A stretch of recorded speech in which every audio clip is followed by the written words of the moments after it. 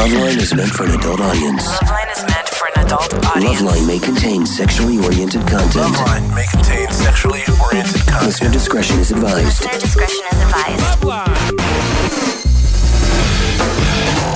1-800-LOVE-191. LoveLine starts now. Hey everybody, it's LoveLine, the phone number 1-800-LOVE-191. Coming in here anytime now is Rob Schneider. I'm actually giving Ann his phone number right now. We're trying to track him down. Here's some numbers for you. All right, I had a great time this weekend. I went to amusement park with my kid, went to Knott's Berry Farm, and got broken into some of those thrill rides. I mean, I as I've aged, I'm not quite one for those rides, but now they haul your ass up like 400 feet in the air and just drop you. And your body thinks that's what's happening. You're locked into a seat. Your body thinks you're falling off a building. I think people with tendencies to high blood pressure, strokes, cardiac conditions, I worried I was going to have a coronary up there.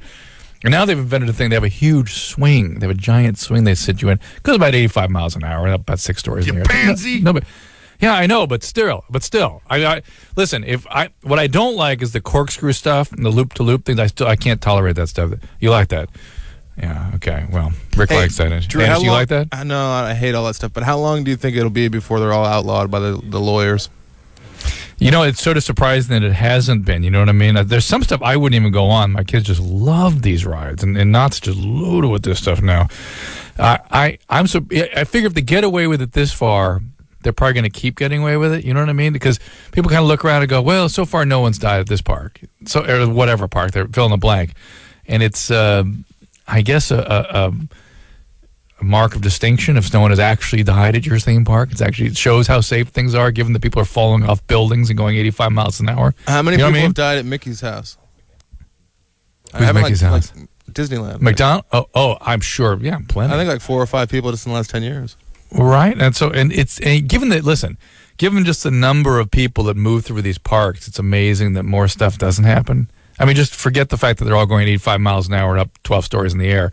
Just moving people through, choking on hot dogs, and you know what I mean? It's anything with this huge numbers of people going through. I got to think something's likely to happen. So it's a testament to how much how much care they take in these parks that people don't get hurt more often. And now it's there's shows on various cable channels now about the most crazy roller coaster, the fastest, the biggest, it's all. So it's game on. It's like a competition to see who can. And what's going to happen is somebody's eventually is going to kind of split open on one of these rides, and that's going to be it. That's going to be the fastest ride, and that's where they'll stop. Like so anyway, Rob is what's that? Their bodies will split open. Yes, they'll just kind of split up. Yeah, of course. It just finally goes so fast. Well, you know what actually happens in deceleration injuries? This is something for everyone to learn. Your aorta is held in place by sort of a tendon, and when it decelerates real fast, your aorta will tear. And just everything just spills out inside your chest, basically. So although you won't actually split open, although things are going fast enough in these rides, maybe they will. Your insides decelerate slower than your body decelerates, so it keeps going forward. That's how people die in car accidents and things oftentimes. Or your brain moves in your skull and it causes a vein to tear. That's good. It's good times. It's all good. I feel like that was happening every ride I was on, but we had a great time. My kids love these things. That's how it goes. So Rob Schneider's coming along here somewhere. Ann's trying to track him down. We'll go to calls in the meantime. It's 1-800-LOVE-191. Rob's supposed to spend the whole week with us here this week. You know him from 51st Dates. You know him from The Hot Chick, Deuce Bigalow, both the male gigolo and European gigolo. Male gigolo, European gigolo, that's it. He was in Saturday Night Live for several years, and he'll be back and he'll be with us in a few minutes. This is Matt, who's 19. How you doing, man? Hey, what's up, Matt? Not much, dude. You doing all right? I'm doing good. You're the one with a question, so here we go. All right. I'd say about 6 months ago, my friend was telling me about getting off, different ways like getting off, shoving things in your pee hole. And how does something incredibly painful get you off? I mean, it hurts at first, but I mean, then the accident starts feeling good once you work your way up with it. What are you talking about? It's like on the internet. You guys never seen anything like that? No, I've never seen anything like that, although I have done a number of procedures on a number of different people, and I trust you, they do not get off, they do not have erections, it does not feel good to them, no matter how you anesthetize it, no matter how many times you do it, no way. So if they're advocating something like that, they're trying to get you to do something that hurts. Right. And maybe they're doing it as part of some weird S&M procedure, but no, it's not something that makes things feel good under any circumstances that I can see. And by the way, that's a sterile, from the tip of the penis on in is a sterile territory. You put something unsterile back in there, not only are you going to cause scarring and breakdown and all kinds of horrible, you can cause infection. It can really be a catastrophe. So, hey, but good times, whatever you're into, right? Whatever. If you're into that, that's fine, Matt. Oh, my God. Kylie, 22? Hi. Hey, what's going on? Well, I have the whole, bad past, trauma in my past and everything. All right. And, Thank you for presenting that right up front. That makes things easier. Yeah, it's the whole daddy wasn't there syndrome, and when he was beating my mom and stuff. So, Fabulous. Fantastic. Anyways, I have like this. I'm kind of attracted to girls, but I don't know if it's just one of the sort of routes to lesbian I've seen is when women have been around too much brutality delivered by men. Yeah. And if you've seen enough brutality, finally you just go, bring women on. What's hard for me though is I don't really remember it. Like a lot of my I'm bipolar too, and not bipolar 2, bipolar 1, but bipolar 1 also. Yeah. Also. And then so I don't remember a lot of my childhood. Like, and most of my doctors say that they think I probably dissociated during it. So it was pretty tough, and a lot of them also think that I may have been sexually abused. Okay. Because just because of the way I act, and I had sex at a young age, and got it, and all that stuff. And what's your question? So we're adding up the score and saying yes. Good, and good that you're getting treatment. Good that you have insight. Good that you have a diagnosis. No, I just I don't know if like that's why I'm attracted to girls, or if it's just because.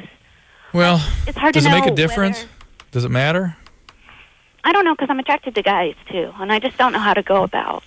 All right, so here's sort of what I would expect, given the history you're describing, is that there's a lot of confusion about who you are in a relationship, a lot of confusion about sexual orientation, and guys are probably pretty scary. Well, yeah, I guess. I don't want to put words in your mouth, but you've seen a lot of brutality delivered by men, and you're probably attracted to guys that are not so great, so had some crappy relationships under your belt, I bet.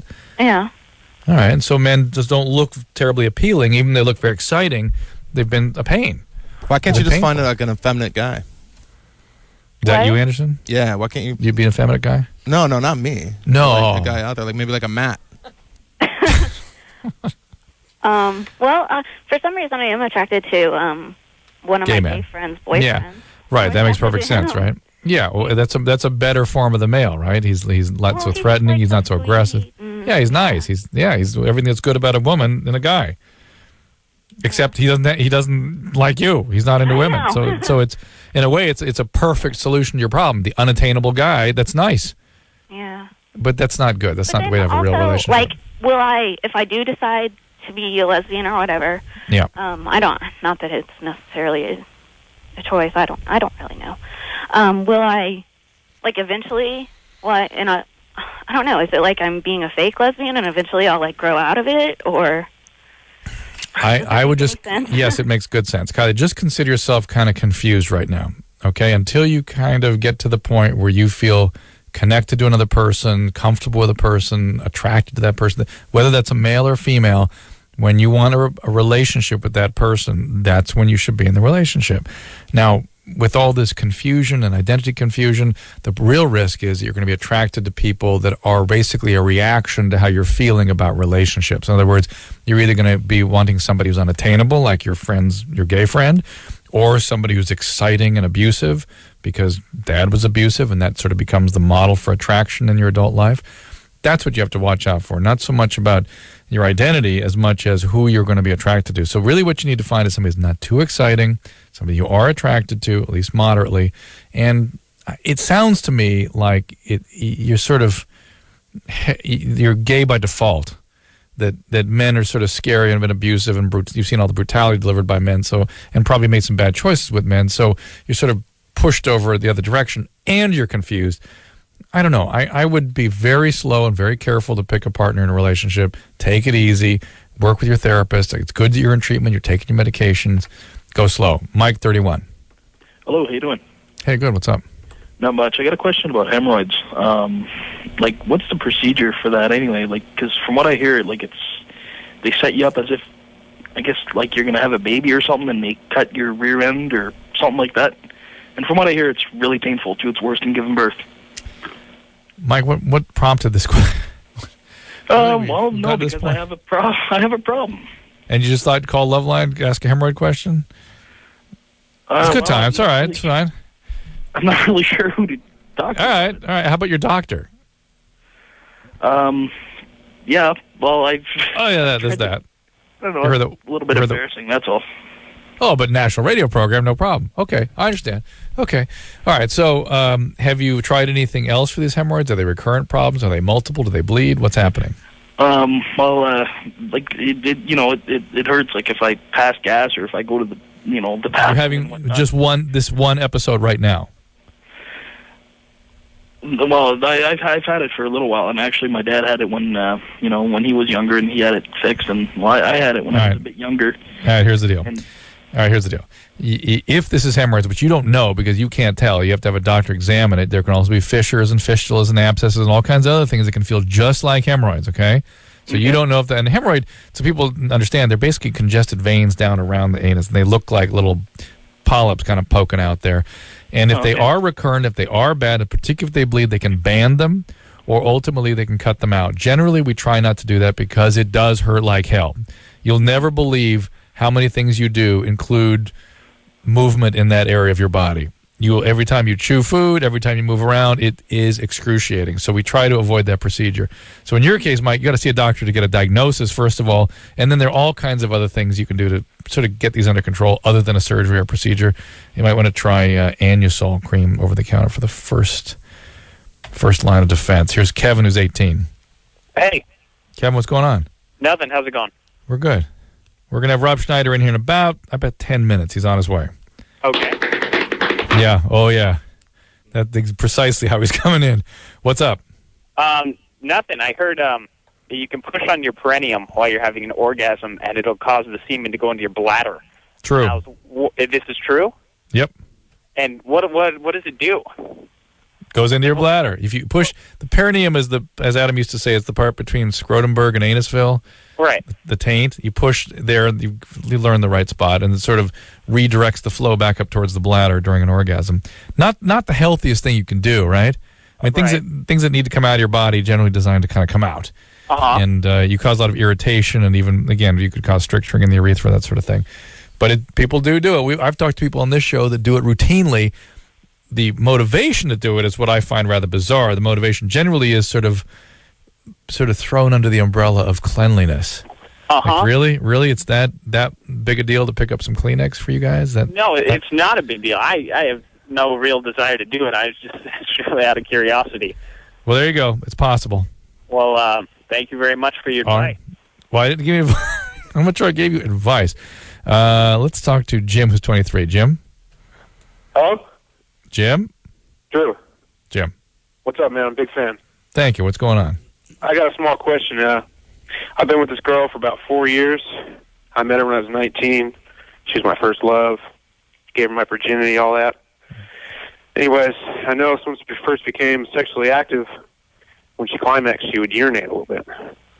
Was it a urinate or ejaculate, or what? How did you tell the difference? Well, I could tell from the smell it was in pee, you know? Has she had children before? Usually that happens when people have had kids. But right, that's just the tip of the iceberg. Last week, we went to a party at her friend's house, had some drinks, ended up getting pretty drunk. We came home, things got hot and heavy, started having sex, and we did it longer than we'd ever done it before, like an hour and a half. And this time when she climaxed, she pooped also, like a lot. Ew. And now she's all creeped out. She want to have sex with me. Aren't you creeped out? Huh? Aren't you creeped out a little bit? Well, yeah. But, not to the point where I don't want to have sex with her anymore. Yeah, again, I guys need to figure out if there's something I could do, you know? Hang on a second, guys. If this is real, which I'm still debating, it's the beauty of guys, right? First of all, nothing stops them, right? He could have caused a hemorrhage, near-death experience. Like, well, what's the big deal? Let's get going here. That, and then the fact that anything that a guy does that produces something different than what other guys have produced, oh, fantastic. Even if she's producing stool over herself, it's fantastic, Jim.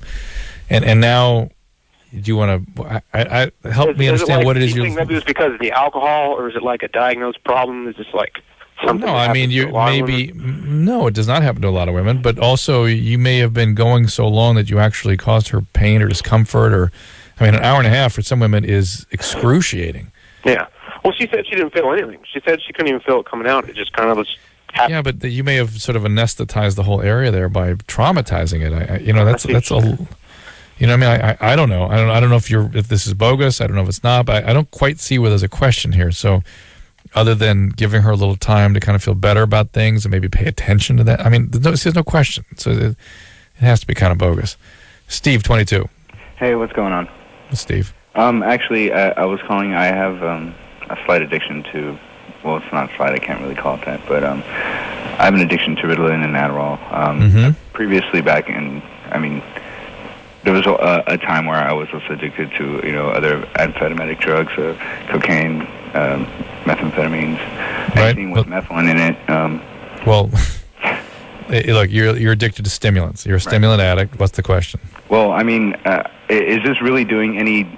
I mean, taking the Ritalin as I would be taking it prescribed, would that do any? Would that now, since I haven't gone to see a doctor or anything about this? I mean. Is this okay? Can I still be doing this? Should I? No, your disease, your addiction is quite active. You're on Ritalin and Adderall, never designed to be used together. First of all, secondly, I'm sure you're doing more Ritalin than is generally prescribed.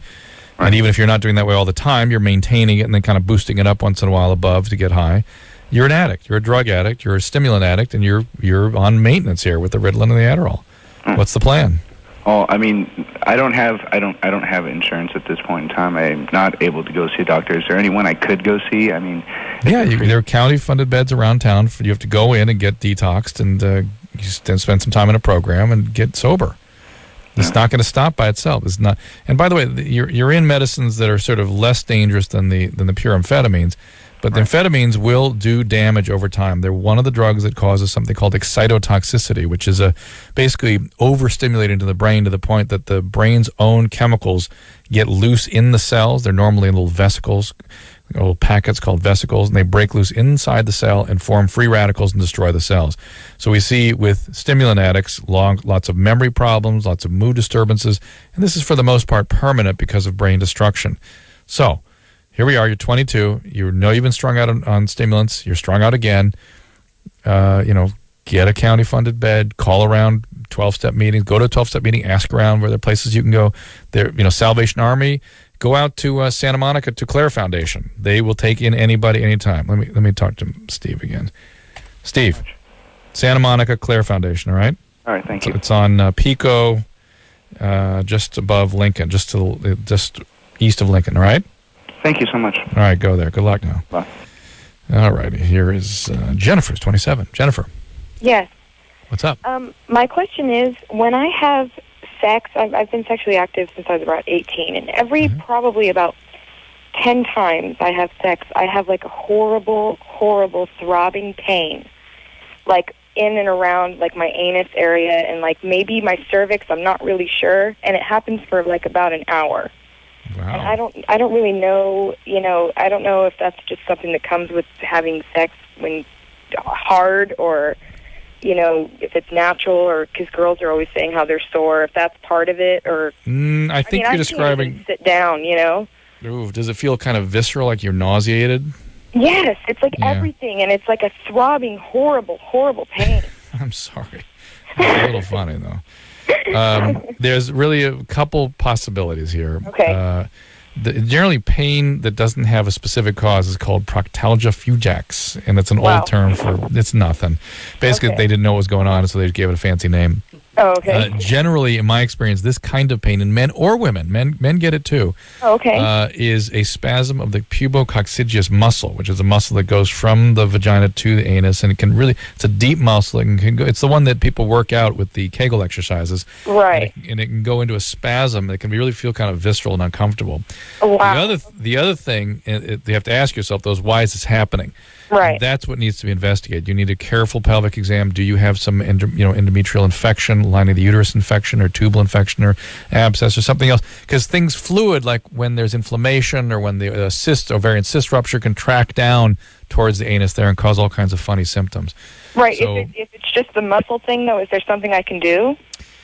Not real. Well, slow down a little bit. You know what I'm saying? Yeah. Just take it easy. Realize this can happen. I suppose Kegel exercise would be one way of trying to condition yourself to deal with it. But it is kind of a visceral muscular experience, and it's not something that I've really seen any great treatments for. I know there are physical therapists now that specialize in the pelvic musculature, so I imagine they have something, but I'm not aware of what that is. Okay. All right? Thank you so much. All right. Good luck. Okay. Bye-bye. My goodness. Oh, are we helping lots of people tonight, Rick? I don't know. Yes. Engineer Rick says, yeah, it's great. It's great. All right, well, let's keep going then. One more. This is Greg, who's 32. Hey, Anderson yelled break. Anderson, I'm waiting for Rob Schneider to get here. I'm going to give him like an extra 5 minutes because he's driving here. He got screwed up on the freeway or something. He'll be here. Greg, what's up? 32. Hey, Dr. Dre. Hey, Greg.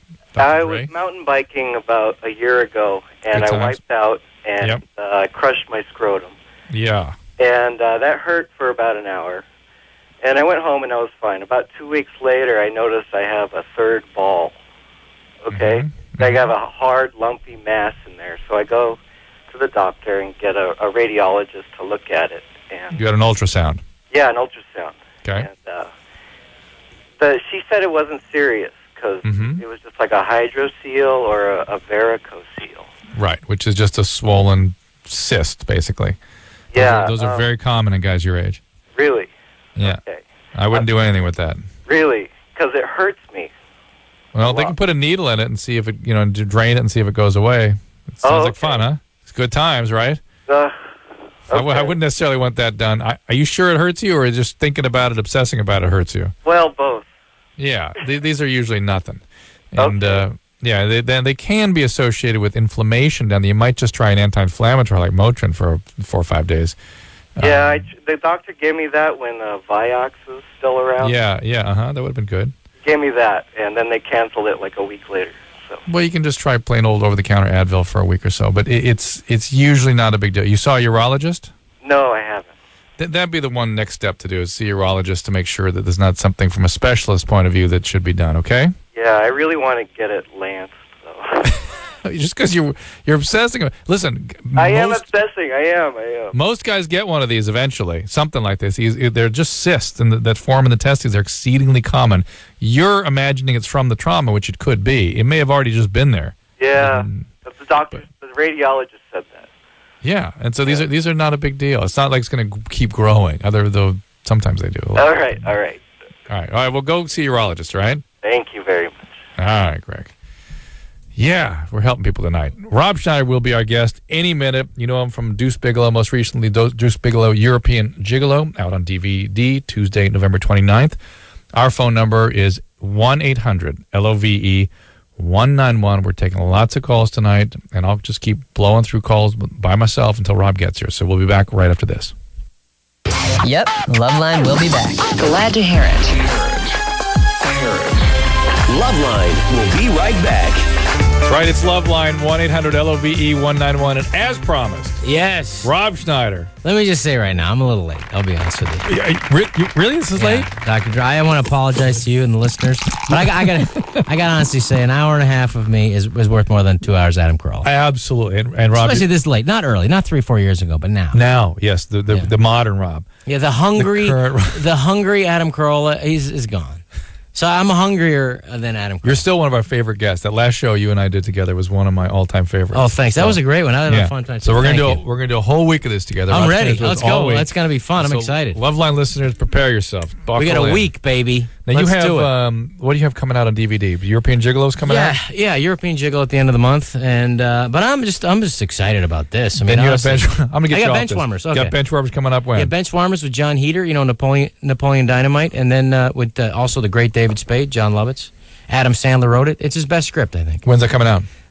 Probably April. April sometime. So Baseball movie. April 06. Cool. All right, let's take some calls. All right, let's do it. Here's Rainey, who's 26. Hey, guys. Hi. Well, my question is more for Dr. Drew, really. No, you can ask Rob I don't anything. know. I mean, don't just assume that. I mean, just because I have no medical degree and he's half hour late and no experience, and I'm late, and I'm not Adam Carolla, don't just assume that I don't know anything about your sexual deviant problem. If you're a professional about this, then kudos. Okay, all right. So, yeah, I'm 26. I'm dating this guy for about 6 months. He's 27, super successful, and he just came out a couple months ago and said... I'm sorry, but who is super successful at 27? Unless he's like Jim Morrison. I don't know. I find that how is he so super successtul? First of all, your story already is lacking credence. No. Well, okay. He works for a technology company. He just got his first Porsche. Like he's, I don't know, really smart, really like put together. Really, I mean, you would have no idea. But so anyway, like a couple months ago, he said that he. Okay, I'm sorry. We have to stop this right now. I would have no idea. A Porsche? That means super successful? That means I'm super successful. Well, it's a step up from the Passat I drive. No, it's all right. That's all right. I know. I like that you're not shallow at all. I like that so far. No, hey, I like that. No, I like the first thing with success is not that he's spiritual, takes care of his family, anything. He has a Porsche. He's educated. He's very articulate. All right, what's he doing? all right, What's he doing behind that beard? What's he doing? He seems great, by the way. He like I said, he came in a couple months ago and said that he likes to cross dress, which at first I thought it was kind of different, kind of strange, but I actually kind of like it. All right. So we've been doing like role reversals and things like that. So I guess my question is to like. I know it. Does he have you wear strap-ons and that kind of thing? No. We've actually part of it. I just wrote down. It's funny, Dr. Drew. We're on the same wavelength. I know it's the first day of our week. I just wrote down dildo. Will you just read it? Didn't I? Will you confirm that? Dildo. No, I swear. You know what? Well, here's the worst part is that we've never actually had sex. Oh. Well, even when we're not doing that. So this has been 6 months? Yeah. Okay, can I ask? He's gay. Yeah. My thing is this: what do you base your having this relationship with this guy for 6 months? I mean, have you ever gone out with a guy for 6 months and not had sex with him? Well, that's the thing. Is like I love him and respect him and admire him, and he just says that he's not ready. I guess. Have you ever made out with him? Oh yeah. Randy, you're sort of deluding yourself about this guy. Yeah, this guy is as gay can be. I mean, he's like a flaming, cross-dressing gay guy. I don't know that I would say that. It's not like he goes out. Like he doesn't go out. Like, but he's like. Let's stop he's for got, 1 second. An alter Isn't there a ego, pause like, button on the for her? internet. Like, Don't we have a pause There's button? a pause button. Thank God. Can I get one of those? I'm here for the week. If I was just here one night, then I'm with. You share this blue one wait with a me. minute. That's the pause button right here. Got that with the tape on it? Good. I want to share that because that's a power button. And I love that. Don't you wish you had one of those in life? You know, just like I need one. But you know what though? She is just absolutely in unbelievable denial. Yes, but let's debate this for a second. Okay. The cross-dressing thing, the gender identity is separate from sexual orientation. Okay. You know what I'm saying? So he may not be gay, but what I will agree with you on is that this cross-dressing thing does not exist in a vacuum. Mm-hmm. Here's what else we got to line up against this guy. He isn't sexual with this girl. Yeah, He's that's a biggie. Cross-dressing and engaging in sort of weird acting out behaviors, yet not kind of consummating the relationship. What is going on here? No, if he's a straight guy, I mean, if I can just talk about me for a second. Yeah, let's talk about you. If I'm on a first date with a girl, if she lets me have sex with her, I will. I'm a straight guy, Yes. and that is just what straight guys do. How about if she lets you dress up and role reverse and all that stuff? Where's that going? Okay, if I wanted that and she let me do that, I think that would be okay. But that's saying to me. But think about what that would mean about having sex or not having sex. If she let you do all that, yeah, you'd be on to other things very quickly. Yes. Yeah. I mean, I don't know what you mean. What do you mean by that? I'm saying is if she went so far as to act out sexual fantasies with you, if she's cross-dressing and role reverse and all that stuff, and then you don't have sex. Yeah, that's weird. Is that even like? I need an ending. I need something. I need a payoff. I wonder if he's having a payoff, but just not. But yeah, I think he is when he leaves her. Oh, I think so. All right, we're bringing her back. Okay. What? No. Right, so there was our discussion. Yeah, I heard the discussion. I don't think so. Just because he says that he's not ready and that he Okay, only all had right. There's sex with no. one Let me just girl, tell you like, this. his What's whole your name life. again? I'm sorry. Rainy. It's my first. Randy, Brandy. What is it? Rainy, like rainy Same day. thing. Same thing. How have Same your thing. previous relationships been? Pretty standard, pretty normal. Like. All right, now let me just tell you, any straight guy, okay, even if he's slightly not so straight, like a guy who cross dresses, okay, he's less than straight, but more or less straight. Any guy is going to want to have the sex or at one time with you, and to not wait 6 months. That's just odd. Yeah. And it's more, and it's also kind of saying something about you that you are putting up with that or something. Maybe you had some bad experiences in your relationship with guys, and this is safer. I don't know. Maybe. I know it's my first day of the week. I'm guest hosting for a week. I know it's my first day. I know it's early. It's the first call. I know I'm putting a lot of pressure on you. But that's what I was exploring, too. You sound like somebody who's had sort of bad choices, been sort of maybe disappointed with men, and here's a guy that's telling you all the right things. He loves you so much, Yes. he's not ready to consummate. I'm not ready. He's never going to be ready. In the meantime, he's doing bizarre things with you and taking you down a path that's sort of peculiar, and I promise you means something else. I don't know what, but something. Yeah. You know, whether, and so that needs to be explored with him. Why can't we have sexual relationships? Is Have it you ever talked religious to him about thing? that? Do you want it with him? Do you want it with him? Is that, I mean, of course, I would love to have sex with him, but he's only been with one girl his whole life, and he's His mother. And what happened? Mommy! And what happened with that? They were together for like 8 years, and then they broke up. It's been like 1.5 years, but he says that sex is really important to him, and that, you know, since he has only been with one girl, that he wants it to be, you know, sounds so. But in the meantime, he includes you in a cross-dressing sort of ritual. Yeah. I'm missing out on the equation. He's more sexual when he's in that mode. Okay. You know what I'm thinking? He needs a fetish. Maybe, I don't know if it's a fetish. I think there's a gay thing here. I think, have you asked him if he's had sex with men? Well, I've asked him, you know, if he says no, like he wants nothing to do. Like I've even offered to. Have you asked him if it's sober or drinking with men? Well, that's the thing. Like I've offered to take him to like gay bars just just even for my own peace of mind to like see him in that environment to see if maybe, you know. So you've thought about this. So you kind of figured this out. You know what's happening here. You know what? Let me tell you something. Randy, Brandy, whatever your name is. Rainy. Yes. You got to find a normal guy. If this was Adam Carolla, can I do my Adam Carolla? You got to find a normal guy who wants to have sex with you and is crazed about it and is willing to wait all night on a date and get home to have sex with you. That's what a normal guy does. This guy who cross-dresses, doesn't have sex here for 6 months. The fact that you don't, that you're putting up with it, not going out with a guy who wants to bone you, is saying something about you. And that's what Adam Carolla would say. And it's also, he would also say that these things don't exist in a vacuum. That when there's cross-dressing, there's smoke, there's fire. There's something else going on here about his relationships, about himself emotionally, and that's eventually going to come to bear. See another guy. There are other guys out there. That's so saith Rob Schneider. Anna, 24. That sounded a little more like Jack Nicholson to me. It did, but I preferred it. Anna, 24. Anna? Caller who go. There you are. Hi, sweetheart. Hi. What's going on?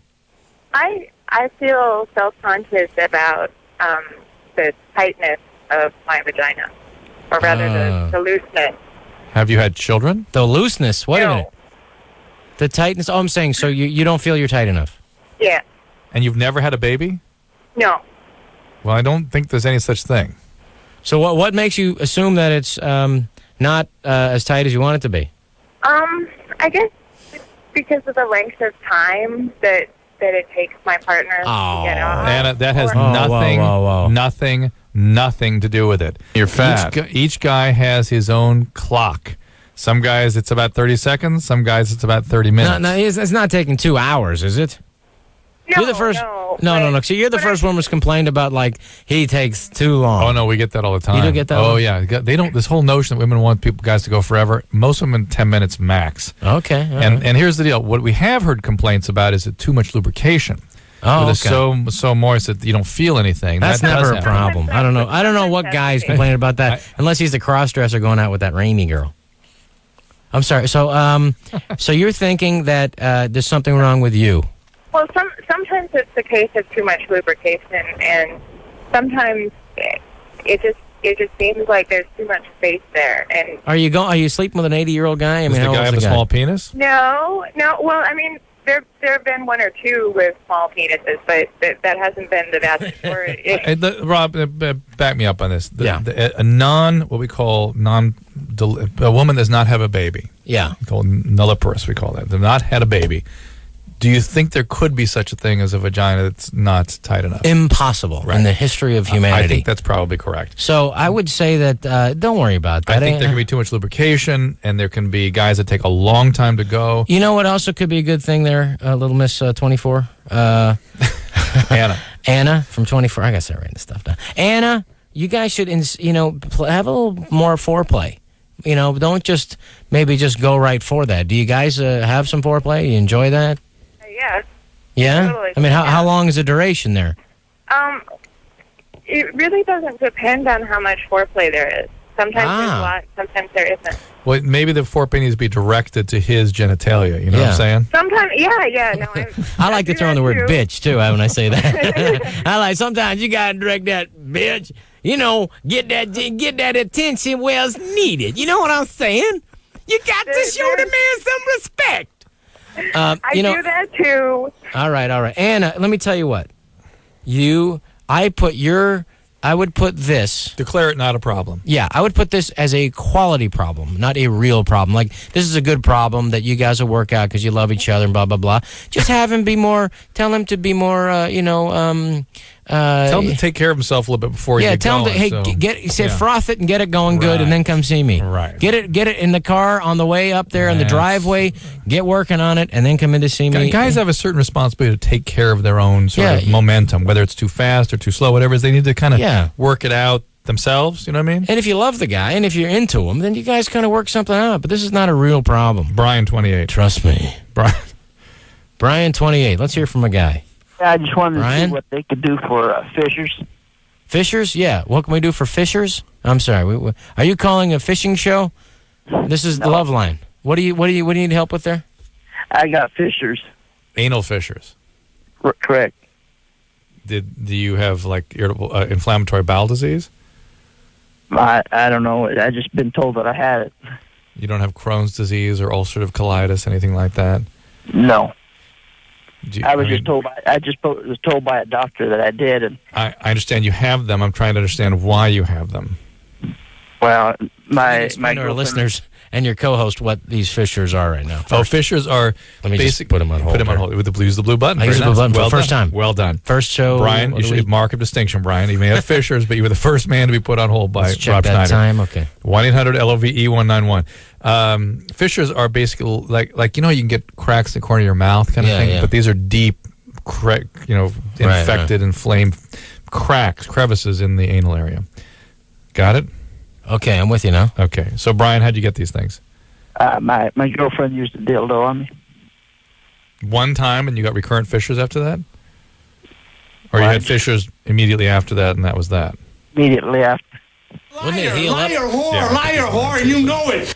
Whatever. Wouldn't it heal up there after a while there? Yeah, absolutely. They tend not to recur when they're caused by trauma like that. Though, if you're repeatedly traumatizing, they can. And they're, the anti-inflammatory creams, they're basically treated I don't believe that guy because unless he's getting up in the morning and using a pogo stick the wrong way. Thank you. They're basically treated the same way as hemorrhoids, basically. So the great Rob Schneider's in here with us tonight. It's going good so far. I gotta be honest. There's no other way it could go with you. Deuce Bigelow, European Gigolo, coming out on DVD Tuesday, November 29th. Rob Schneider is going to be with us all night and all week. The phone number, week, baby. 1-800-LOVE-191. We'll take a little break. All right. Okay. The phone number for LoveLine is 1-800-LOVE-191. LoveLine. I'll be right back. The great Rob Schneider here on LoveLine. Thank you, Dr. Krugman. LOVE-191. Here's a question for Rob. We'll get right to it. Nikki, who is 18. Nikki. Hello? Hey, Nikki. Hi, Nikki. Oh, my gosh, hi. Hi. What is happening? Hi, Nikki. Nothing. I have two questions. Okay. All right. One for Rob. I want to be an actress when I grow up, like when I'm older. Like I'm planning on going to it's easy. New York acting. Anybody can do it. Yeah, anybody. Yeah, I guess everybody that wants to become an actor becomes super successful. Everybody. Not one doesn't make it. So good luck. Thank you. So what's the other question? I was wondering, what was your like first major big break? Like, what was How'd you your get started? Wow. Well, let me tell you. You know, as a performer, as an actor, the important thing is to act. If you're a writer, you got to write. If you're a comedian, you got to find some place to do comedy. You got to comede. You got to comede somewhere. So, if you're a bus driver, you got to drive a bus. But the main thing is there are 50,000 actors in L.A. and about roles for maybe 1,500 of them. So you're going to make it no matter what. And about 12 of them that are worth a damn. But I would tell you, yeah, exactly. I remember Jerry Seinfeld saying, hey, 1975, there were 40 comedians, and 8 of them were good. Right. In 1985, there were 4,000 comedians, and 8 of them were good. I'm not even saying 12 of the actors are good. I'm saying 12 of the roles that are available are good. Oh, that's true. That's right. But there's, you just have to. I would suggest, go to college and get on stage. You need to get on stage and experience something.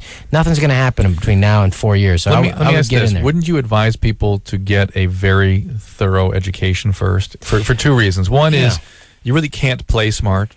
People are either smart, and people that are smart get more jobs, generally. I think so, too. And in whatever field you're in, smart people like to hire smart people. They tend to be more reliable. They tend to be more interesting. And secondly, if the acting thing doesn't work, at least you're educated. At least you got something to fall back on. Yeah, and one other element I'd put to it is that then you'd be more likely or more capable of creating your own stuff. Honestly, if I didn't write my own stuff, Adam Sandler didn't write his own projects, that's how we got things going. You have to write your own things. If I wasn't writing my own movie right now, I probably would have a tougher time getting my next job. So you just got to make your own thing happen. You're waiting for something. Yeah, waiting for that phone call. I know they'll discover me. I work at Sears, and I'm in the automotive department. They're going to find me because I'm awesome. No one's going to find you. You have to go out. But I would suggest going to school, get into a junior college if you don't have the grades to get in college, get into a university that has a good drama department, and just do that. And I've worked with Charlton Heston. He went to Northwestern. I work with other people. You go to school, and then you get on stage, and you're getting on stage with people your own age, and blah blah blah. And that's the way to do it. There's no fast way to do it. You can move to New York, get into an acting class. I'd say go to college. Okay, Nikki. Yeah, thank you. I started as a drug dealer. I would go around to different famous producers and sell them drugs and say, "Put me in the movie, I'll give you free drugs." But the real kicker was you'd have sex with them too. Yes, Eric's I'd have sex with them. Eric's 23. Hi, Eric. Eric. Hi, Eric. Hi. What's going on there, pal? Yeah. I dated this girl since January this year, and every time we would have sex, right after sex for the next couple of days, my penis will be very irritated, especially my foreskin because I'm circumcised. Yeah. Now, starting in July or so, my foreskin would actually start getting little cuts. It wasn't irritated anymore. It was like little cuts all over. Right. Now, that's possibly herpes, but also there can be traumatic tearing like that. And then if it is traumatic, meaning from the sort of act of sex, it will start to scar down and narrow, so the foreskin will sort of close over the head of the penis. So excuse me, let me just throw up here. Oh, good God. Hey, listen, Eric, 23, they got these new things now called condoms. Well, not even, yes, great point. But wear a condom. Are you still seeing this girl? No, not. You weren't wearing a condom, were you? No, I wasn't. Let me tell you, Dennis Miller had a funny old joke. He said, "In my regular life, I wear 4 condoms. When I go to have sex, I take 2 off. I feel like a wild man."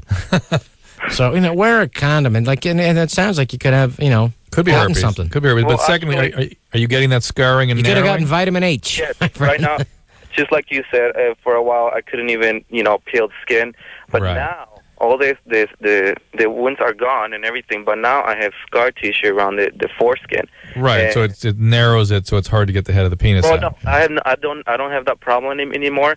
But like when I peel it, so to speak, the foreskin that goes up, it's kind of rough. Could you do me a favor and take some pictures of it and email it to me so that I can see it? Because sometimes I like to vomit after I have breakfast. If you can email me, and get some really good ones, professionally done, and then email them to us at LoveLine. You can't really see anything, but if you touch it, you can feel where the little cuts. Right. Yeah. Can you bring it by so we can feel it?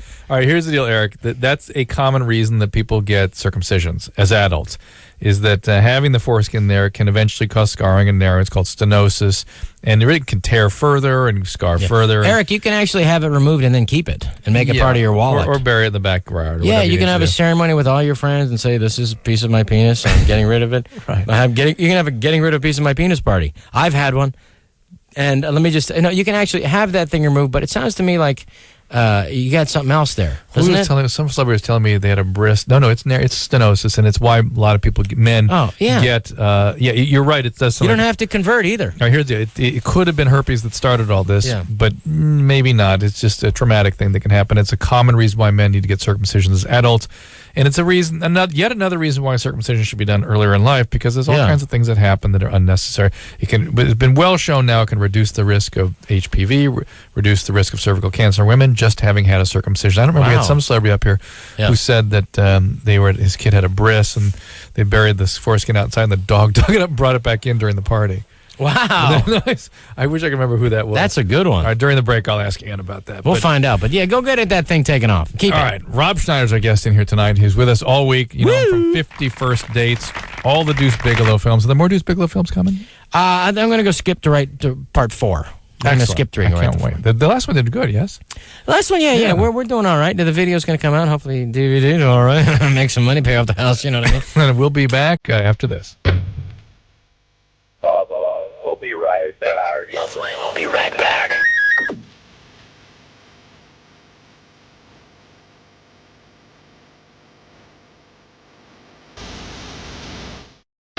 That's right, it's LoveLine, 1-800-LOVE-191. The one and only Rob Schneider in with us tonight. Thank you, Dr. Drew, man. That was huge, man. It was huge. Huge. So you were just telling me you toured the world for European Gigolo. Yeah, I just was in Australia, and I ended up spending a few weeks in Rio de Janeiro, Brazil. Is that your first time around the world? Is that? I remember, something, I got to tell you something. I remember when you had just come off your tour for Animal. Yeah. And you went, oh my God, films have a huge, impact. Yeah, I mean, it's incredible. I mean, you have people who come up to you from all over the world, right? Taiwan, or I've Ecuador. My movie gets to get released in Ecuador and Belarus, Bulgaria, and Latvia. I mean, and you had to go to all those countries? Well, I didn't go to the little ones, but at this time I decided to go to. Somebody invited me to go to this place where they only have 18 theaters. Is in Iceland. There's only 280,000 people in the whole country. And there's more people that live in like a third of Santa Monica. Wow. And it was beautiful, an incredibly beautiful place. I mean, they have these volcanoes that heat the whole island up. It's freezing. It's at 66 degrees latitude. So it's, I'm talking, what, longitude? Longitude. Yeah. Longitude, 66 degrees. So it's freezing. And I was there in August, and it was absolutely freezing, but beautiful. They have these hot springs where you can go in there. They call it Blue Lagoon, and it's blue because of the silt and the stuff that's coming out of there. And it really is like neon, like a crazy blue, like a radioactive blue. And the thing is, they just recently made it safer. They have the bottom, because if you swim away, there's like a little rope, and it says danger. And then people, danger, whatever. And if you swim on the other side of that, it's unprotected, and you could have a hot, lava, there's lava, water coming up from heat, superheated, and it just burns people instantly to death. Oh my God! And you're swimming, 50 feet from that. So death. How many so of that close. did you witness? Well, we didn't see anybody die this time, but I did swim around that area and go, death is right over there. Did you ever imagine you'd be you grow up to tour the world like that? No, it is wild. It is amazing. I just hope that to be able to make some more movies that'll be fun and have an impact for like South America is incredible. Brazil's a fantastic country, and I got to meet and see different filmmakers down there, like the guy who did City of God. And he just did this other film, The Constant Gardener. It's a great film. I mean, it's an amazing filmmaker. And it makes me realize, God, you can do so much more with movies, because they made City of God for the price of my movies Cater. Really? So now I'm going to jump into the independent film world and make some more interesting. And do it in other countries, or we still do it here? I mean, I want to go and make films in other countries. Like, there's a guy called me in Moscow to do a film, and I'm going to comedy still, or no? It's a dramatic film. I'm just going to do it. You direct it, write it, act in it, all of that. This one I'm just going to act in. But this next, I'm also going to direct the film. The next thing I'm doing is called Big Stan, and it's a comedy that this guy Josh Lieb wrote, who writes for The Simpsons. He's a genius, and he wrote this crazy comedy about a guy who goes to prison, is afraid what's going to happen to him when he gets in there. I got to have a role in this. Yeah, I got to be some dirty, drugged out. You got to do nut it, man. job. Please let me do it. We'll make you part of the Nazi gang. That's something I've always wanted to do, is to play counter character. Yeah, man. Say something completely out of character for me. But I'm going to direct to make a point. If you're making a point with those characters, like about what those people really are. Well, this is going to be. It's an exaggerated kind of fun movie, but basically, it's a guy who's got to be trained to make himself tough before he goes into prison, and it's really funny and ridiculous. And it's I'm going to direct it, and it's going to be fun. We're doing it for the price of Nothing. Where are you going to do it? I think that one we're going to shoot here in L.A. Oh, it's still going to cost nothing. That way I can come in and still do LoveLine. All right, there you go. Let's take some calls. Just get warmed up. Claudia, 22. Yes, hi. Hi, Dr. Drew. Claudia. Hi, Rob. Hi. Hi, I just wanted to ask if, I know you have some Filipino heritage and stuff. I just wanted to know if you speak Tagalog and stuff, you know. I think it's pretty cool, like, you know, how, like, you always incorporate, like, your friends in your movies and stuff. Well, thank you. Well, my mom is from Baguio. What Claudia's building to here is that you'll also incorporate your brethren in the films, yes, and maybe offer other Filipinos a role too. I actually would like to do that more. You know, I love my Filipino relatives are so nice. You know, I just remember when I used to go to my my relatives' house. I had to be careful to say if I like something. If a point on the wall, you like they that? Give it to you. They take it off the wall. You like that? Okay, let me take that off the wall. I'll give it to you. Wow, they're really nice people, beautiful people. So I don't know. My mom's from Baguio. Do you know where Baguio is? Oh, yeah. I think it's like the coldest place in the Philippines. Yeah, that's why I like it. 98 degrees. Yeah, it's in the low 90s, so it's you know, but it's a beautiful place and the great food and people are nice. A little dangerous there now. Do you speak the tongue? I speak. I know my mom's swearing at me. Go ahead. How does she swear? Bastus, babui. That's about it. It's Baba Booey, Claudia. Bastus. That's so funny.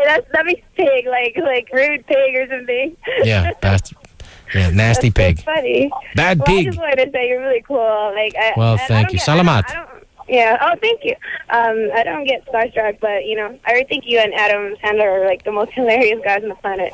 Well, thank you. You're very kind. All right. Yeah, well, okay. But if you don't have a sexual problem, we really have to go. We'll take one other for Rob. Steven, 16. Yeah. Hi. This is a question for Rob. What's up? There he is. Yeah. I was just wondering, like, what made you continue to go on with your next movie of European Gigolo? Oh boy, that's a good question. What made you what? What made me want to do it? Yeah. Well, everywhere I went around the world, people kept asking me about it, and I said, well, if I make this one, maybe they won't ask me anymore. And so that was basically why I did it. And I actually, when I was overseas, with some visiting some troops over in Yugoslavia, the former Yugoslavia, in Kosovo, and these guys were actually, on the front. They American troops? American troops and British troops and some guys from Denmark or whatever. And it's an international force over there. And they actually 15 hours on the line with machine guns, and then 7 days a week. And then when they go back to the barracks, all they want to do is watch comedy movies. And I finally said, you know what, you're right, I'm going to write one. So I did, and that was why. That's a cool story, right? Yeah. Thank you, Stephen. Did you like the film? Yeah, it was pretty good. Thanks, man. I think I like the first one better. I don't know. I think I did too. Do you wish you'd write more? No. Yeah, me too. I'm done. What the F is the matter with LoveLine callers? All you had to do is go, yeah, I can't wait. Can't wait. No, it's How okay. often do you get to talk to Rob Schneider, Stephen? For God's sakes. And by the way, he already said he was going ahead and doing the fourth version, skipping going 3, part going 4. right 4. But that's okay. Stephen's got to write his opinion. I love him. Yeah, but I love him. I also just want to say, just as long as I've heard, Rob is one of the best co-hosts after Adam has left. Thank you. Hilarious. Thank you, Stephen. Thank you. Nice save. Nice save. Well done. Well done. It's like a guy who comes in the 9th inning and he's got a 2-run lead and he leaves the bases loaded and gives up 1 run, but still wins the game. Technically a save. Sammy, 14. Hey. Hey, Sammy. Hi. Oh my gosh, I made it through. You did? Yeah. I met you. What's going on, Sammy? Oh, good. Hey, Rob. Hi. All right, this is going great so far. I like the way she says, hey, Rob, like she just walked in for a Christmas dinner. Hey, hey, Rob, what are you guys doing? Hi. What's happening over there? Guys, you got a radio show? What's up, Sammy? Okay, I'm a gymnast, and the other day at practice, I crotched the beam. And I was bleeding a lot. Okay. Did you tear anything that you could see? I don't think so. Are you menstruating normally at this point in your life? When is your period due? In about 7 or 8 days. So it's a little bit early to start bleeding? Yeah. And you feeling okay? Just a little sore, huh? Yes, yeah. Have you ever had a pelvic exam? No. You want to talk to a doctor, okay? I don't necessarily think they may have to examine the outside area a little bit. I think you're all right though, Sammy. I think you are too, but I want to just see how comfortable you are with. Or do you feel okay going up on stirrups and having somebody looking around that area? Or would that be tough for you? That would be a little tough for me. Still, I really, it'd be irresponsible for me to say just let it go. I think you probably can. I think it's no big deal, but I do think you ought to talk to your doctor, at least a doctor out there. Yeah, or your coach, frankly. And your coach, too, absolutely. Talk to your coach, see what you're coaching, because there's a lot of jokes that I can probably say right now, but you're 14. I gotta let this go. Did you talk to your coach?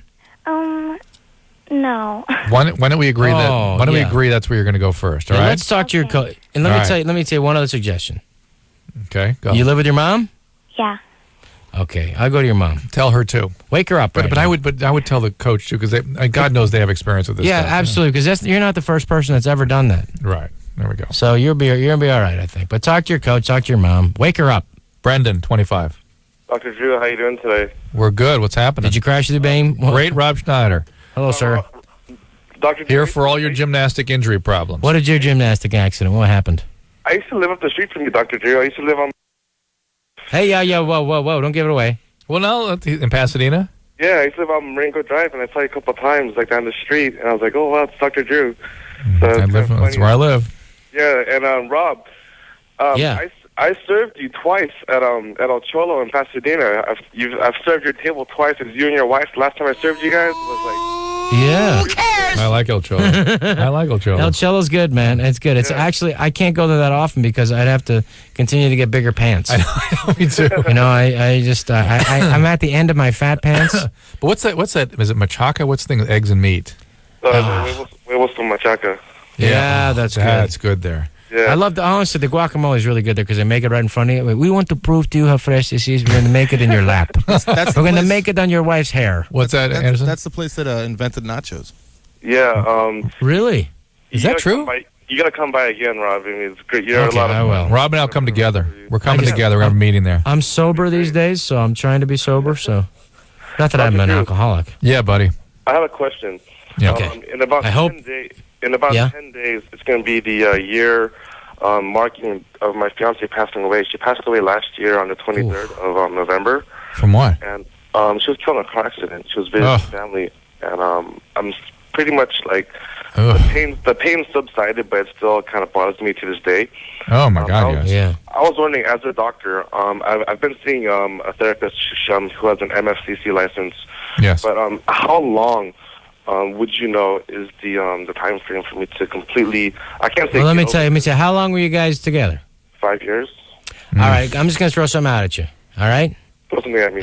Okay. My dad passed away 5 years ago, and it took me 2 years to start to not let it like bring me down every day. It takes 2 years, honestly. And you know what? The main thing is that you're talking about that and whatever. It's the healing process. Just takes its time. The main thing is you cannot. There's no time frame. Whether Dr. Drew says something or I say something or a doctor says something, you're going to have to be the one. But as long as you're doing something positive with your life and doing some things, then that healing process is just going to happen. Stay busy. Stay doing what you love. Stay around your loved ones, and that's the best course. I agree with all that, and I would just sort of add a couple little sort of guidelines to that. No. It's my first day. But I at least agree with all of it. Okay. Is that after 6 months, if you're still overcome with grief, in other words, if it's affecting your functioning, if you're having flashbacks, if you're having trouble sleeping, if you're aware that you're getting depressed, you're having panic attacks, that's the time to kind of look into it.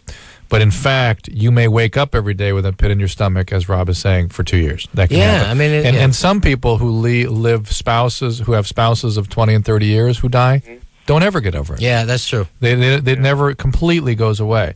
So it's normal. The point is, what's normal, what's abnormal. It's not normal to have trouble functioning 6 months later. But you're going to work, though. You're going to work. You're living your life. And you're things, serving Rob at El Cholo. That's what a horrible thing, man. Have you been able to go ahead and have relationships? I tried to, and all my friends think that it's a little bit too fast for me to jump to go. Well, no, whoa. That's not what your friends think. Let me tell you this. I understand what you mean. Obviously, then I could. But you can't go by what your friends think. If you think you're ready, then it's ready. I remember there's somebody who a friend of the family who's passed away, and then the husband of it was 40 years. Like literally a month later, dating somebody else. You know what? Woo. Yeah, a month later. So he was out of that relationship 30 years ago. Maybe he just you can't judge it. But anyway, the thing is, can't judge. Yeah, you can't. It's just everyone has a different thing, and unless he killed her, we should probably look into it. But the thing is, no. Honestly, is he a Schneider? I'm just saying. No, but relative. You know, the thing is, honestly, you got to, when someone has passed away, this may sound cold or whatever, women kind of find that attractive. It's like they want to sympathize with you. Sometimes. That's cold, man. That's cold. I'm saying it's cold. I'm just saying it's out there. You can use some of that. Okay? I'm just saying it's sympathetic. And if that's a real one, I know it's a painful thing, but you should seriously... Well, I think, and you may not want to have a relationship, but you certainly should be... You should see some other women. You should be using your free time productively. You know what I mean? But you don't have to. Honestly, let me tell you what the rabbi said. They said you can't. This could get bad. Yeah, you can't. Mourning the person the rest of your life is not an honor to the person. Right. Good. So that was important. And then he said a lot of other stuff. Frankly, it was just completely insane. Drew. Yeah, Brandon. My cousin Luis, he used to work with you at Las Jacintas Hospital. All right. Yeah, he says hello. All right, say hi back for him, Brandon. I appreciate that. Thank you. Okay. Hey, the thing is, though, seriously, you can actually use that experience to get laid, or lie about it, actually, and say that somebody that you're with passed away. It's just advice. That's not all going to be good advice this week, Dr. Drew. I'm going to tell you that right now. Well, this is a good example then. This is Dave, 29. Dave! What's up? Hello? Dave! What's going on, Dave? Rob, I love that pause. Like this. Huh? What's that? That's horrible advice. All right, I'm just saying you could use it. I'm not saying to use it. I'm just saying you could use it. Yeah, I've help actually you. done that. That's how I got my wife. All right, I know exactly. Well, that was in the movie Animal House. Yes. You got what? What's your situation, Dave? 29? So that's how I got my wife. Oh, okay. Okay, so what's going on with you, We'll man? put this call under bogus just already. What is it going on? No, man, this ain't a bogus call. I'm serious. Well, tell me, what do you got? You guys have heard of the Oedipus complex, right? No, never heard of it. Yeah, I think I saw the play Equus. Is that anything to... Well, I was just wanting to know if there's kind of like a similar complex to where like younger brothers have a sexual attraction to their older brothers. No. Oh, yeah, and I have sex with my brother. They idealize older brothers, for sure. They then have all sorts of idealizations and may need to cling to you and may, really need your approval and time from you and attention and whatnot, but it does not have any sexual component to it. Sandy, 25. And nice if it does, by the way, nice try with the bogus call, Dave. By the way, if it does, that means that child had been sexually abused by an adult. That would make sense. Whenever family boundaries are violated that way, amongst and between siblings, biological siblings, that means the kid that's initiating the action has been abused. Has been abused by an adult. It's like a fire; it spreads. Yes, sir. Sandy, 25. Hi, how's it going? Good, Sandy. What's up? Well, about a week ago, I kind of caught my husband looking at a gay website, or I found it on the history, and he blew me off, and we haven't been doing so good sexually. Well, pretty much since we've been together. But it's how long you been together? 4 years. 4 years. And how often do you have sex? Well, we used to about once a week. Now it's dwindled down to almost once a month. Wow. Is he on any medication? No, and it's like he's never been interested really, and like I've never gotten any sort of foreplay. It's like he's almost afraid of my, womanly parts. Interesting. Wow. Let me ask you now. Let's get back to the websites. My womanly parts. I love that euphemism. Let's talk a little bit now. You're a healthy woman. You're 25 years old, right? Yeah. You didn't like. Shaven, you didn't gain like 100 pounds in a month or anything like that, right? Oh God, no. Her womanly parts are well maintained. Her womanly parts are well maintained and ready to go, ready for action. She's not getting any action. So let me tell you, and when there is action, there's no foreplay. So let me ask you, let's get back to these internet sites. Was there a lot of action on there, or was it just one hit? No, I saw two. In other words, it wasn't an accidental hit. It wasn't like he was cruising around and it came across. He wasn't like trying to find Google something up for work, and all of a sudden he ended up on the I've got, I need penis hotline or something. Right. Well, I suspect it may be more because he's constantly like wiping out the history on our computer and going. Uh-oh. Has there ever been anything else about men that he's mentioned to you or that you've been concerned about? No, nothing like that. Does he wear slacks? The only thing is what? Slacks. Huh? I wear slacks. How dare you? The only thing is what? The only thing is what?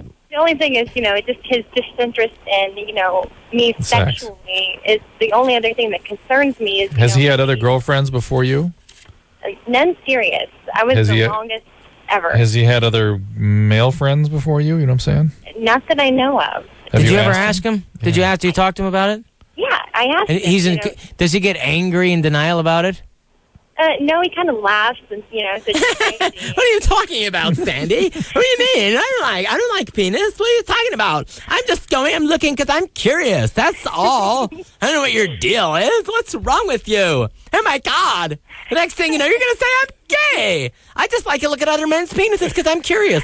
I like to compare mine to theirs. So, I mean, you confronted him with it. Does he, have you asked him, like, specifically, is there something about me that you're not wanting to, deal with? Have you got to talk to him? No. Have you talked to him? What does he say?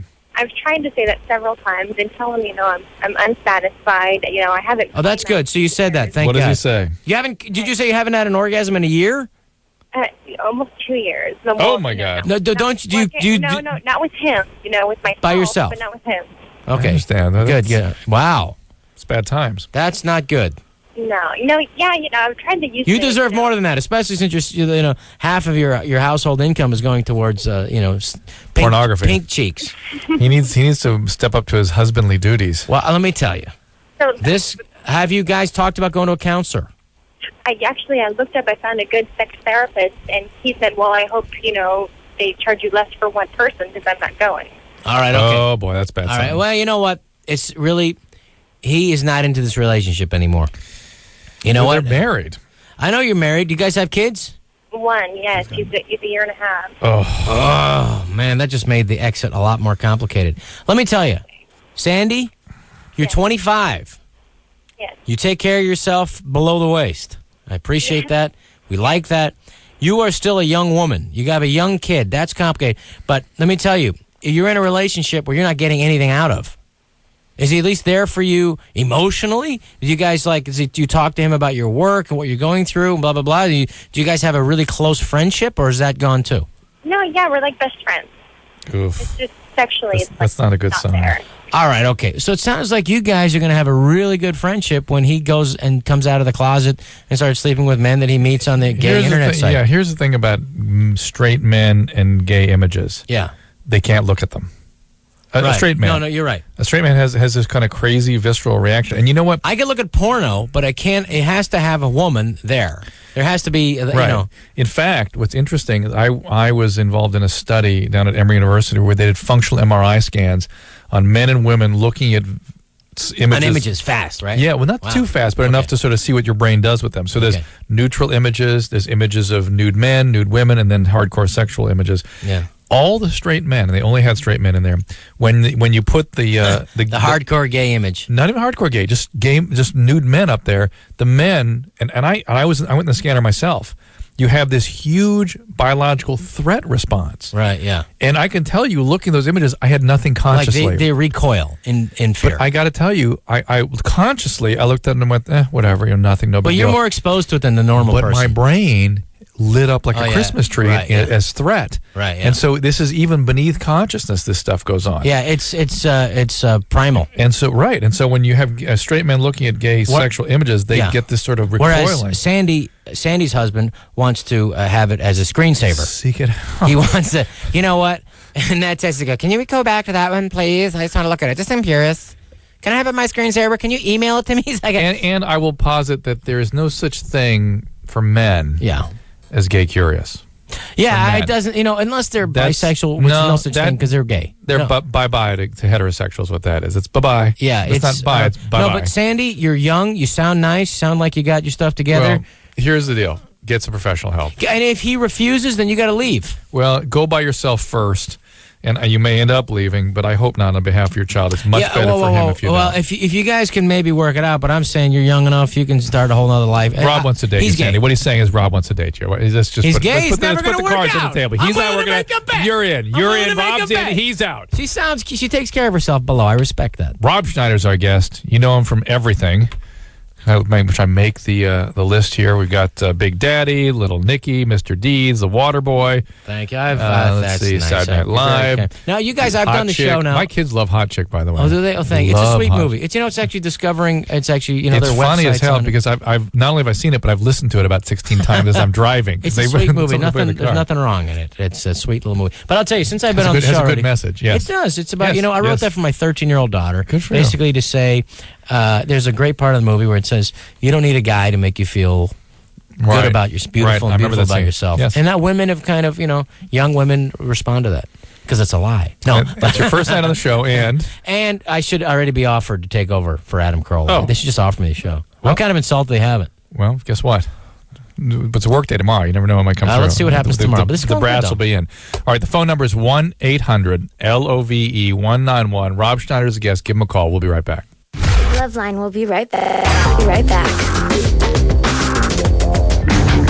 That's right. It's LoveLine, 1-800-LOVE-191. Rob Schneider in here tonight with us. What's up? Okay. Well, I like that applause. Even if it's fake, it still makes me feel good. I'm pretty shallow, aren't I? Okay. Now. Oh, look at that. My daughter. This is tough, but I'm going to mention this now. Okay. My daughter calls me up. She could be. All right. But anyway, no, she's in the East Coast. She'd be asleep. All right, she'll be listening. Okay. She calls me up. I'm in Mexico. She calls me on the cell phone. Mexico, where you're huge. Yeah, well, I'm huge in Mexico. Grande. Actually, in Brazil, grande is éxitos en español. All right. So anyway, she calls me up. Now, here's what you would do. Because your daughter's how old now? 13. Okay, 13. So this is getting closer. So she's just turned 16. She calls me up. She says, Dad, you're going to kill me. I'm in a restaurant with my friends, and we're at a restaurant, friend's restaurant, and we're $100 over. I need your credit card. And I go, what? Well, you know what? You should have thought about that before you went to that restaurant. Good for you. And I'm not going to bail you out every time you blah, blah, blah. Yeah. So why are you calling? You're trying to be the big shot. What about your friends? Yeah, what about your friends? Why don't they? You say, I'm just going to call my dad, blah, blah, blah, blah, blah. Anyway, she used the A word. And she used an F word before that. An F and A. Yeah, And then I had a hang up. So I said, you know what? I said, I'm not here. So I called the next day we talked. And I say, listen, I'm not here to bail you out every time you make a mistake. I wouldn't be, that's not loving. I wouldn't be a good dad, Right. I believe in you. That's why, blah, blah, blah. You're in this school, blah, blah, blah, know. But, and you do you have anything to say to me? I'm waiting for an apology, right? He says, no, you're not going to apologize? Yeah. No, you should have just blah, blah, blah. I mean, I hardly ever ask you for, and I went, okay. The next day, she doesn't apologize. And she still has that attitude, and she won't apologize for swearing, blah, blah, blah. And so this is like a month or so ago, and I called her up, and I said, so she didn't apologize for a week. Yeah. So then I say, hey, I won't say her name, but I say, it's Ellie. And I say, Ellie, hey, you did a really good thing. I just want to tell you really did a good thing. She says, what? You did a really good thing. I just want to say thank you. Well, you should feel good about yourself. What are you talking about? Well, you did a really good thing. I just want you should feel good about yourself. What are you saying? Well, on behalf of the Katrina victims, hurricane victims, thank you for donating all that stuff. I took some stuff, clothes and stuff she didn't wear and stuff like that. Wow. And I donated to charity, along with like a lot of my stuff and everything. And she was livid about that.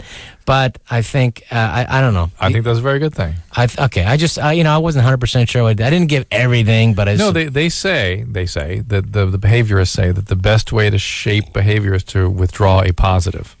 Okay. So if there are things that she liked that she no longer has access to, you've made your point. Well, she'd bought all these new bed sheets and all stuff. She was really excited. Punishment doesn't do much, but withdrawing a positive tends to shape behavior more. I like that. So anyway, I thought you were going to say I was a psycho or something. For a good cause. And but that's different. That's a separate thing. You're being a psycho, that is. This April's 29. April? Yes. What's up? How are you tonight? We're good. Good. Hi, April. How are you? Good. I have a question.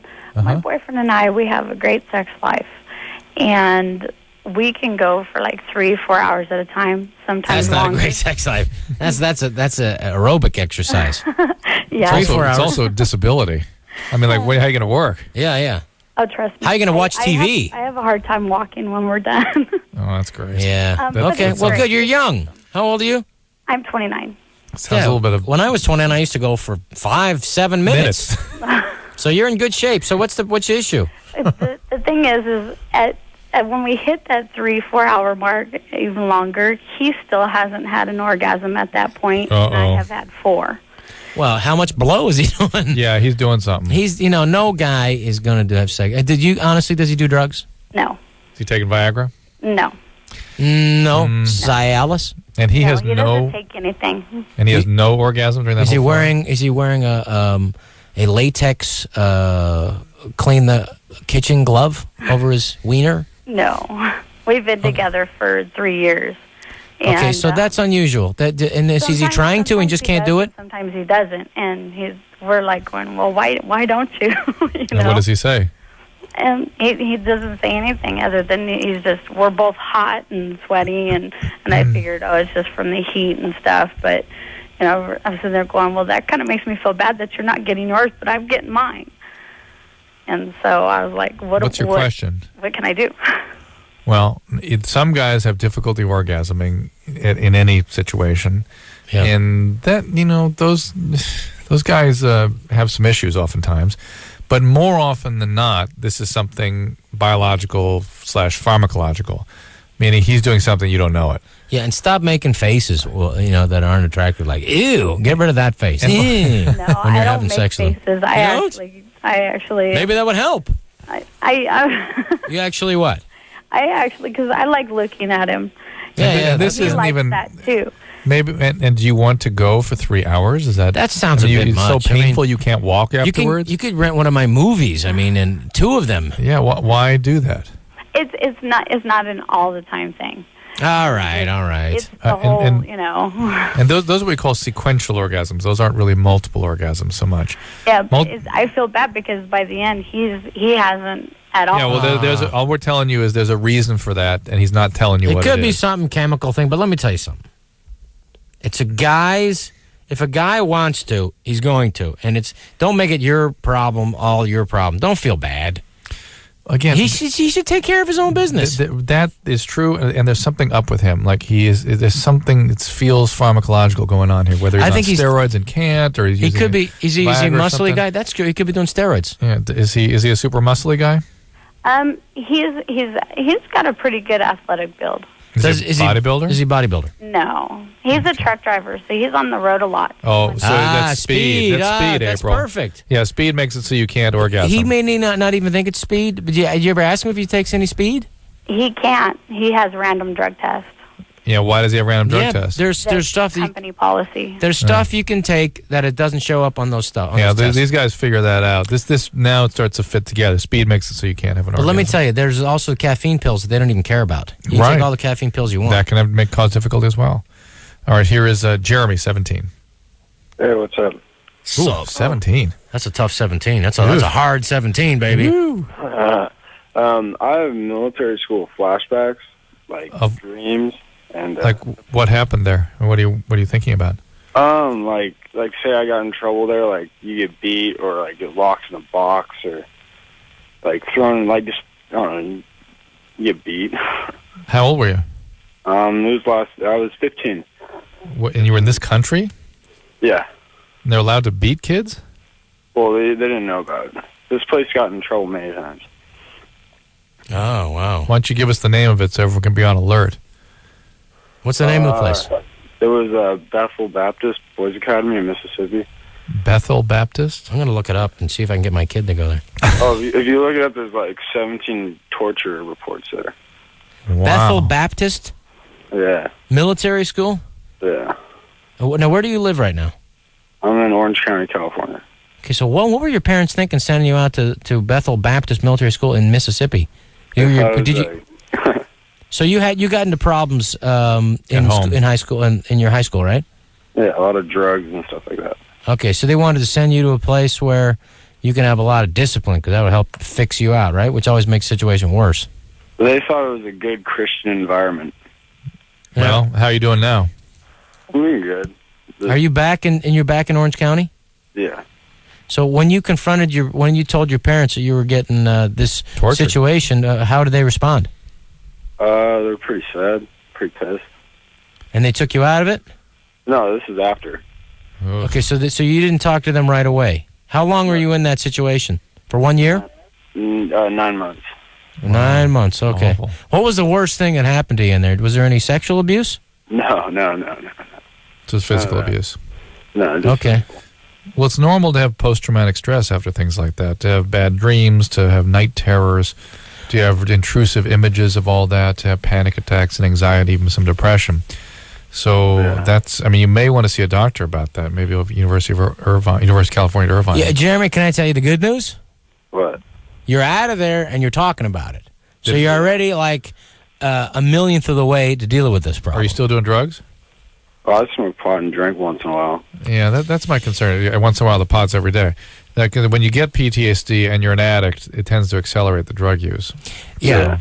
So basically, here's the thing. Stay clean, avoid military school, and get off the drugs, and you're going to be all right. I have rarely seen that kind of thing work out for people. You know, when kids are sent away because they're misbehaving, particularly if one of the reasons they're misbehaving is because parents weren't around the way they should have been when the kids were waking up, and then they send them away. Well, they were reaching out, for any kind of attention from the parents, positive or negative. I tell you, I've seen a number of kids that when they've been sent away because parents were not around, they were busy with their own lives and whatnot, and the kids are trying to get some attention, and by acting out, they get sent away.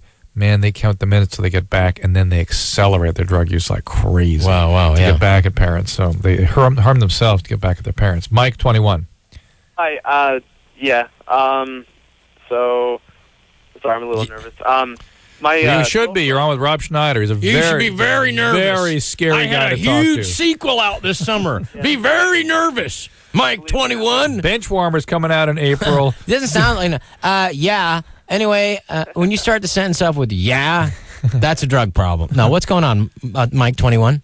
My girlfriend, I've been with her for about 2 years. It wasn't very physical till about a year into it. You're a very patient 21-year-old or 19-year-old. She's hot, though. She's hot? You waited that long? Yeah, I got a lot in high school, and once I hit college, for some reason, I was cool with waiting.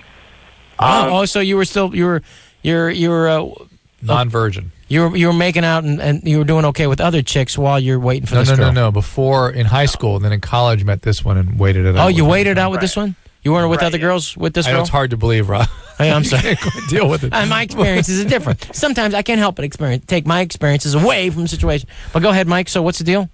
Okay, pretty recently, we started getting more physical, and she wasn't able to orgasm. And I listened to the show, and I told her, that's normal.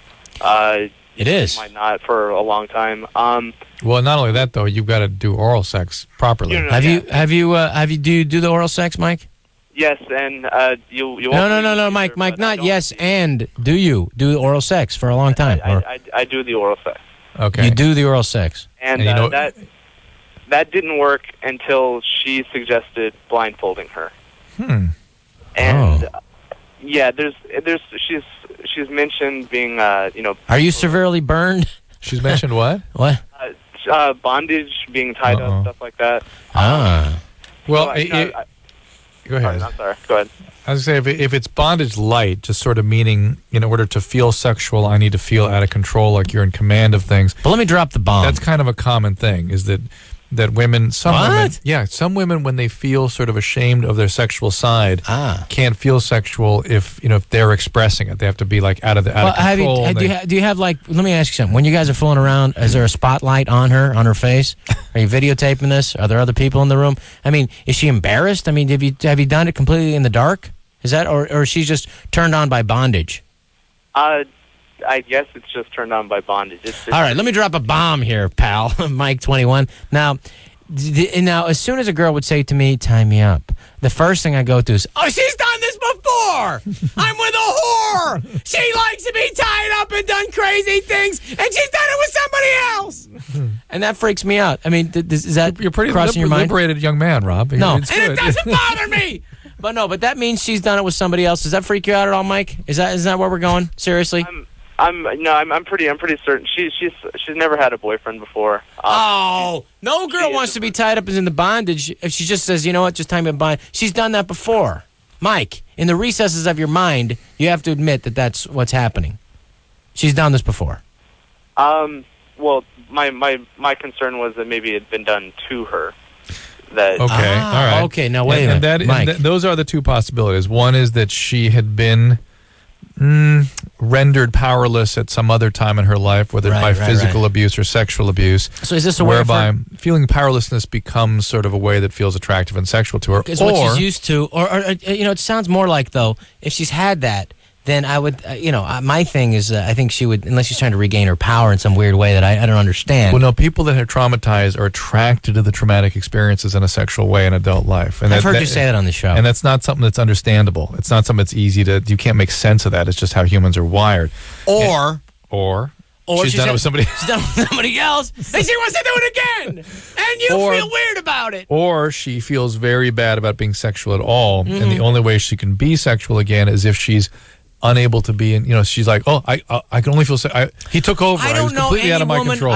Listen, I'm not saying I'm the most experienced guy in the world. I'm saying, but close. But I'm saying I have had. Close. I've had a lot, and I've photographed all of it and videotaped most of it, and it's all on the internet. No, but I'm saying that this is not normal. This is a girl who's, if she's had this experience before. It's not normal, but it's not necessarily quite where you're going with it. I'm saying she's had this happen before, and that's the only way she can get off. Mike? I would have that concern if I wasn't 100% sure that she hasn't been with anybody else. Have you asked her? Is she a virgin? Did you ask her that? Yeah, she is a virgin. Okay, has she ever had any abuse as a kid? I have no idea. She's really she never talks about that explicitly, but it's always been something I sort of had questions about. Why? What did you question? Why did you question it? Why? Answer the question. I'm sorry. I'm getting excited. Getting a little cathartic for you here, isn't it, Rob? It's finally coming out. Something happened recently with a girl needing to be tied up? No, I found myself interested in it. By the way, a girl that needed to be tied up in mid-20s who happened to have been with another man at some point in her life? No. Okay. Okay. Mike, now, what made you think, I'm going to calm down. That she had been abused. What makes you think that she's had this bad experience before? Just because it does seem so odd that I don't know, it seems like it does, like Dr. Drew was saying, it does sort of seem like maybe an embarrassed thing, like that could make sense, but that she doesn't like being sexual, seeing herself as a sexual being is very uncomfortable for her. And, again, if she doesn't feel overpowered by him, she has to artificially create a circumstance where she feels out of control so she can be sexual because it's outside of her volitional control at that point. Wow. So that happens. I don't know. Happen. That sounds like a really hip 19-year-old chick to me. Yeah. Anyway, you like his girlfriend, right? You're good for her. I'm fine, saying, right? you know what, and she has a problem orgasming. That's the thing. I think that there are some issues that she's got there in her past. 20-year-old girls have trouble orgasming. No. I'm saying, though, if she's trouble orgasming and they're fooling around, but if she needs to be tied up to do it and bondage, then there's something else going on. I'll tell you I'm going to call Adam Carolla. The blindfolding is the weirdest part of it. Yeah, that sounds fishy to me. All right, listen. It's LoveLine, 1-800-LOVE-191. Rob Schneider, Deuce Bigelow, European Gigolo, coming out on DVD November 29th. It's the end of the month. But, Mike, have your girlfriend call in here. I want to talk to her. Keep on, if the screeners hear this, if Mike's girlfriend is Mike, nearby. have your girlfriend call. Or maybe she's right nearby and we can get her on the get her on the phone. Let's talk. All right, we'll see if we can talk to Mike's girlfriend after this. Gefühl pur. Die LoveLine. This is LoveLine. Great Rob Schneider in here tonight on LoveLine, 1-800-LOVE-191. Let's very quickly get back to the calls. This is Bill, 22. Hey, Bill. Hello? Hi. Hello. Hi. On with Rob Schneider. Hi, Bill. How you doing? Good. Okay, what can we do for you, Bill? Hey, I was wondering, every once in a while I like to look at chicks having sex with animals, and I was just wondering, no matter how much I try not to look at it, I always find myself looking at it anyway. Yeah, when you try not to? You're not trying not to pretty hard. Well, I look at it, and it's kind of cool, when I look at it, but I was wondering why I would be interested in that. How old are you? 22. Okay. It feels like a sort of what we call misogynistic impulse. Like you're sort of into degrading women a little bit, maybe, Bill? Do you have a lot of farm animals around you? No. Do you live on a farm? No. It seems It's like not about the farm animals. Then it's probably about the women. it seems like something. Yeah, it seems like something you. Let me ask you: do you have sex with women? Have you had sex? When was the last time you had sex with a woman? Just tonight. Get out of here. Yeah, my girlfriend. Yeah. So you have a girlfriend? Yeah. Do you like her? Yeah. Do you make her do weird stuff? We do tie each other up every once in a while. Okay, that's moderately. Compared to the bestiality, it's not. No, but does she know that you'd like to see this stuff? No. By the way, to say you try not to look at it, I find that sort of. It means after he's. Do you? Something you have to seek out quite actively. So the trying not to look at it. Let me ask you something. Does it excite you? Do you get excited and do you masturbate to it? Tell me the truth. No, I don't masturbate to it. But you get excited, right? Yeah. Okay. Right, whatever. I just, I just think it's sort of, you just sort of. These are the guys. Well, let me ask something. I would put this together with anal sex. Do you sort of push your girlfriend to have anal sex, that sort of thing? No. So what? Now I'm confused. Stumped. You stumped Dr. Drew. What's that? I remember you saying how something like if you're traumatized by something as a kid, you're into it and you're an adult. But this doesn't sound like that. This is different. There are things that happen where people themselves get into things with animals, and those are kids that were usually often severely neglected in childhood, where they don't feel attached to humans. This sounds like a weird curiosity. It sounds like you're the weirdest person who's ever lived, Bill. I don't mean to go there, but I think it is. Rachel, 20. Hi. Hi, Rachel. Does your boyfriend like to watch bestiality? No, I don't think so. Different girl. Just checking. We hope not. So what's going on? I actually had heard from several people that if you drink excessive amounts of caffeine, it can cause fibrous cysts in your breasts. That is true. How much? Well, I mean, no. Wait, whoa. You've got to drink like a pot and a half a day. No. Caffeine and chocolates even are associated with fibrocystic breasts. It doesn't. Yeah, it doesn't mean anything. It's just associated with that. Does it just make your breasts hurt? No, it can be a little painful, a little lumpy. How much coffee are you drinking, babe? Well, I work at Starbucks, so I started quite a bit. lot more coffee. So I know what, you you don't. Do you have fibrocystic breasts? I don't know for sure. It's just they've been hurting a lot more recently, and I don't know whether it's because I got a new bra or whether it's because I've started drinking. Are you on birth control? I'm not. Okay. Are you using an underwire bra? Yeah. Those underwire bras tend to cause they dig in a little bit and tend to cause pain, particularly if you have a tendency towards cysts. Are you letting your coworkers grab your boobs during coffee breaks? No. All right, you're good. all right then. Excellent. But I don't think I'd get so worried about the coffee at this point. You don't need to drink. You don't need to drink lots of coffee. You don't need a lot of coffee. And B, it has no real significance in terms of prognosis. So, believe it or not, Rob, we have to take another break. No. Yes, dude. I would just say what this caller needs to do is just go braless a couple of times a week. All right. We'll be right back. We'll be right back. LoveLine will be right back.